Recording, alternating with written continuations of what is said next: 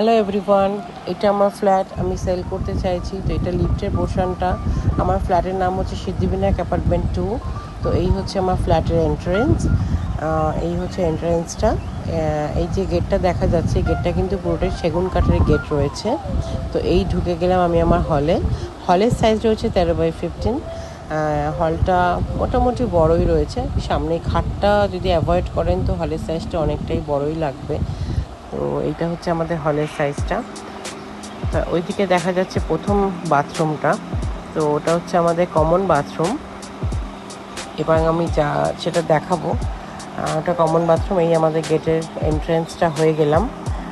এবার আমি যাচ্ছি আমাদের বেসিনের কাছে। এটা হচ্ছে বেসিন। বেসিনটাও মোটামুটি আমরা এই পাথরটা আমরা নিজেরাই লাগিয়েছি বেসিনের ওপরে। এই হচ্ছে আমাদের কমন টয়লেটটা মোটামুটি অ্যাভারেজ রয়েছে, কোনো অসুবিধা হবে না। দুজন মতো দাঁড়িয়ে যেতে পারে এমনই সাইজ রয়েছে। এই হচ্ছে কিচেন পোর্শনটা। মোটামুটি কিচেনের সাইজটাও অ্যাভারেজ রয়েছে, খুব একটা অসুবিধা হওয়ার নয়।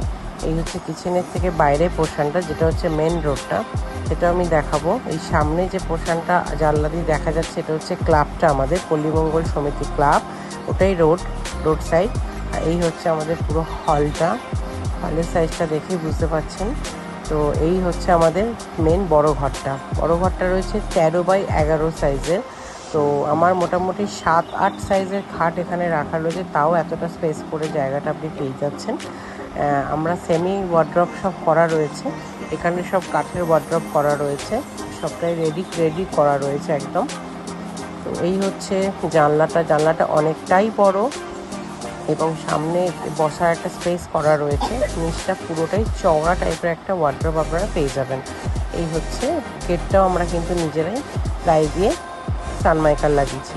এই হচ্ছে সেকেন্ড বেডরুমটা 13x10 সাইজে রয়েছে। এই হচ্ছে জানলাটা, যতটা বড় দেখছেন ততটাই বড় জানলাটা, যতটা সাইজ দেখতে পাচ্ছেন। এবং হচ্ছে বাইরের সিনারিটা খুবই সুন্দর, ভিউ খুব সুন্দর। এটা পুরোটাই সাউথ ফেসিং প্লাস। এটা হচ্ছে আপনার সেকেন্ড টয়লেটটা। এটা অ্যাটাচ টয়লেট। এটা আপনি ছোট ঘরের সাথে অ্যাটাচ পেয়ে যাবেন।